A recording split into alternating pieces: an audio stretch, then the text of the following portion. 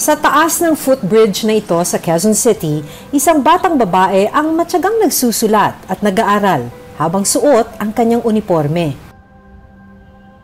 Habang sa tulay ako, susulat po. Inihintay ko para magbigay mga tao. Barya po. Para may pambaon din ulit. Binibigyan ko yung mga kapatid ko. Alam ko po na wala kaming pera. Kahit wala po, nag-aaral pa rin para po makatapos ako. Dahil naka-uniforme, takaw pansin ang pagpwesto ng bata sa tulay para mag-aral. Pero sa pag-usisa namin, may mga natuklasan kaming hindi pangkaraniwan sa batang tulad niya.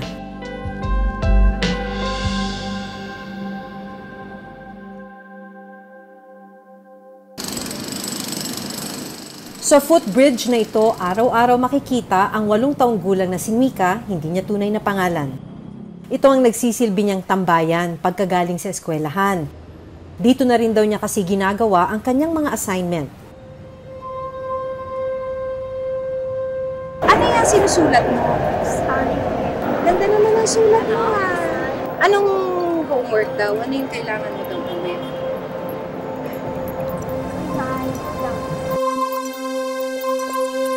Kapansin-pansin ding may katabi siyang garapon. Ilang sandali pa, ilang tao ang naghulog dito ng barya.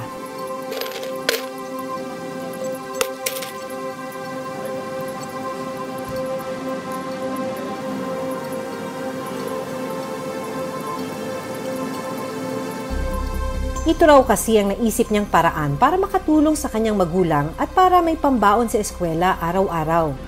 Habang sa tulay ako, susulat po. Inihintay ko para magbigay mga tao para may pambaon din ulit. Binibigyan ko yung mga kapatid ko. Kulang ba yung binibigay niya, Mama? Opo, marami kami para din niya naisipin bigyan ako. Pampito sa 8 magkakapatid si Mika. Inabandona sila ng kanilang tatay kaya ang nanay ang mag-isang bumubuhay sa kanila. Hirap na po si Mama, malilit pa kami. Sa kabila ng kanyang murang edad, naiintindihan na raw niya ang hirap na pinagdaraanan ng kanilang pamilya. Kasi po kulang po yung pera namin doon.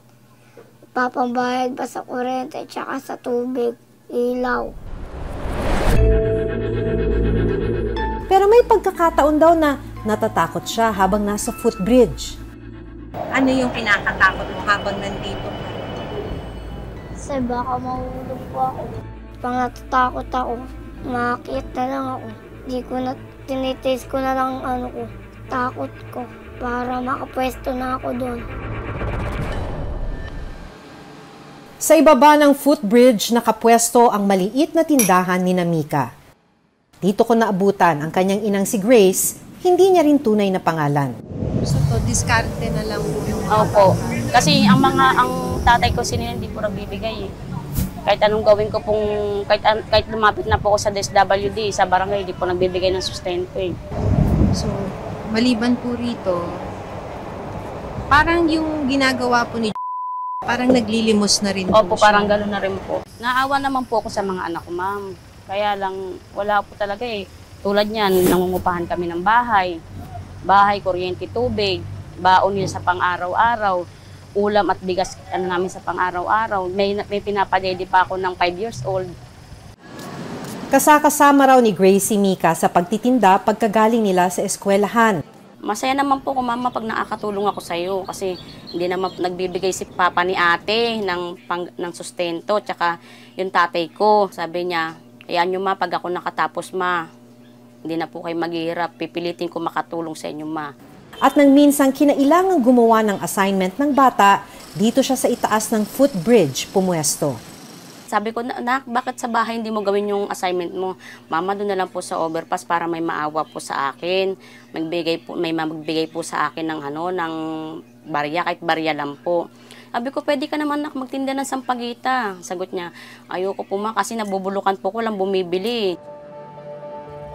Hanggang sa ang simpleng paggawa ng assignment ng bata, naging isang diskarte para makaipon ng barya.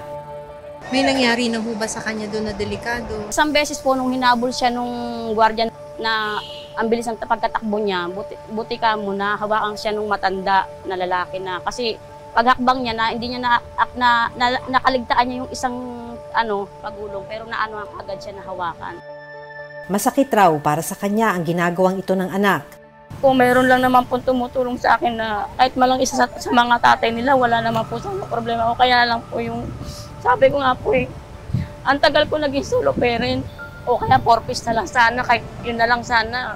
Hindi na siguro mapapadpad mga anak ko dito. Kasi naranasan ko na tumira dito ng mahigit 1 taon sa kalsada kasama ko mga anak ko. Nag-ipon ako ng pera, tiniis namin yung hindi kami gumastos.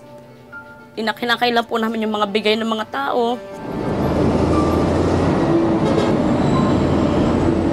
Alas 9 na ng gabi pero si Mika umaasa na madaragdagan pa ang mga baryang maiipon mula sa panlilimos.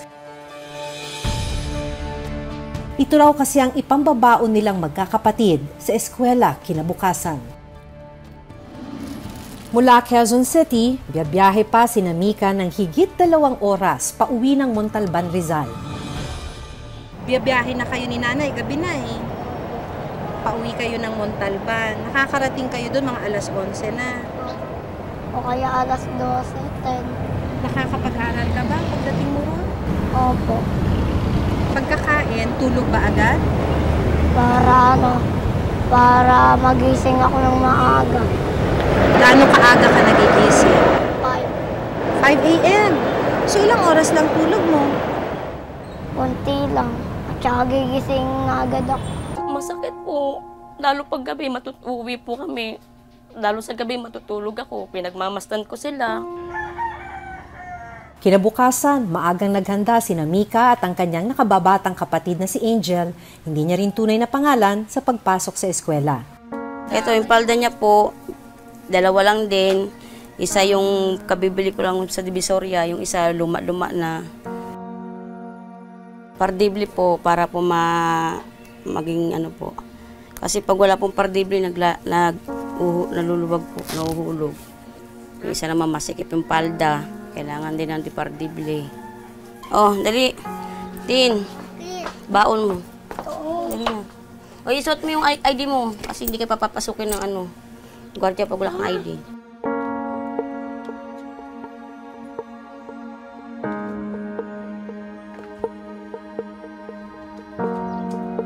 Nasa grade 3 na ngayon si Mika at kinder naman ang kanyang kapatid na si Angel.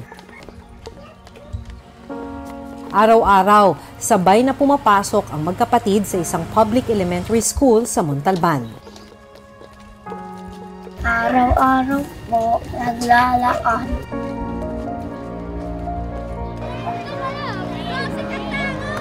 Next, Mandrada. Kaibigan. Ano kaya po lagi ang nilalagay?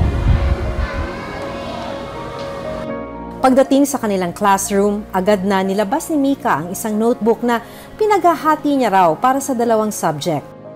Kulang po ako sa uniform, tsaka sapatos, notebook, tsaka punta sa lapis, bag.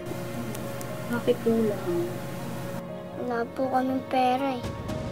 Ang mga kakulangan sa gamit sa eskwela ang isa pa raw dahilan kung bakit siya nanlilimos sa footbridge. Alam ko po na wala kaming pera. Kahit wala po, nag-aaral pa rin para po makatapos ako. Pumapasok po kahit walang baon, araw-araw, para po makatapos ako. Kasi po, hirap na hirap po. Hirap na po si mama, malilit pa kami. Ito po lahat ng kapatid ko po makatapos. Ang kanyang mga guro nangangamba sa kanyang kaligtasan sa tuwing pumupunta sa Maynila ang bata para dumiskarte. Unang-una ma'am, bababa ang kanyang performance kasi mahahati yung kanyang focus. Isang focus doon sa kanyang paghahanap buhay sa footbridge at yung focus dito sa pag-aaral. So may tendency na kapag siya ay lumiliban sa klase at absent, hindi po niya makukuha yung ibang competency na dapat ay kanyang napag-aaralan. Isa po yun sa magiging epekto sa kanya. Kung tutuusin, may batas na nagbabawal sa pamamalimos at pagbibigay limos, lalo na sa mga pampublikong lugar o ang anti-mendicacy law. Nakasaad sa batas na ang sinumang bata edad 8 taong gulang pababa na namamalimos o ginagamit ng isang individual gaya ng magulang o kamag-anak ay itinuturing ng batas bilang isang exploited child. Maaari ding patawan ng multa ng hindi tataas sa 500 pesos o pagkakakulong ng hindi lalagpas ng 2 taon ang sinumang mendicant o mapatutunayang gumagamit sa isang bata para mamalimos. The real objective of the law is to make sure na yung ating mga kababayan, regardless of your status, ay wag gawing lugar ng hanap buhay, paninirahan, yung kalsada for their own safety. And yun yung paramount natin. Pero may mas malalim na ugat kung bakit ito ginagawa ng mga tulad ni Mika. Dahil kung hindi sila hirap at kung may pagkain lang sa araw-araw, hindi naman daw sila manlilimos. Maaaring ito yung nakita ng mother as a way para to survive. Kasi we know na pag merong problema sa pag-meet ng basic necessities, basic needs like food. Kung may pinag-aralan lang ako, o kaya may natapos ako kahit ano lang, hindi sana sila magkakaganyan eh. Kaya nga sinisikap ko, ma'am, hindi man ako nakapagtapos ng pag-aaral, ginagapan ko mga anak ko sa pag-aaral, makatapos sila kahit isa man lang sa kanila. Masayang-masaya na ako na hindi nila danasin yung dinanas ko. We work hand in hand with the LGU para po alalayan yung ating mga kababayan na nasa lansangan. Sa long-term solution po, ang lagi pong kaakibat dyan, yung ating pong mga Sustainable Livelihood Program. Bibigyan ng mga livelihood grant, livelihood assistance, skills training, binibigay din po ng DSWD yan. Nito lang Huwebes, kinausap ng social worker si Grace at si Mika. Dito ipinaliwanag sa kanila na kailangang matigil na ang pamamalimos ni Mika para na rin sa seguridad at kaligtasan ng bata. Nagbigay rin ng Department of Social Welfare Development o DSWD ng financial assistance at educational assistance para kay Mika. The bottom line dito ay ayaw po natin yung bata ay mapahamak sa kalsada. Pangalawa, ayaw po natin na yung pag-aaral ng bata ay sabihin natin ma-compromise because of itong enterprising activity na ito na hindi pinapayagan ng gobyerno. Bago kami umalis, ilang school supplies, bagong uniform at school bags ang ibinigay namin kay Mika at sa iba pa niyang kapatid.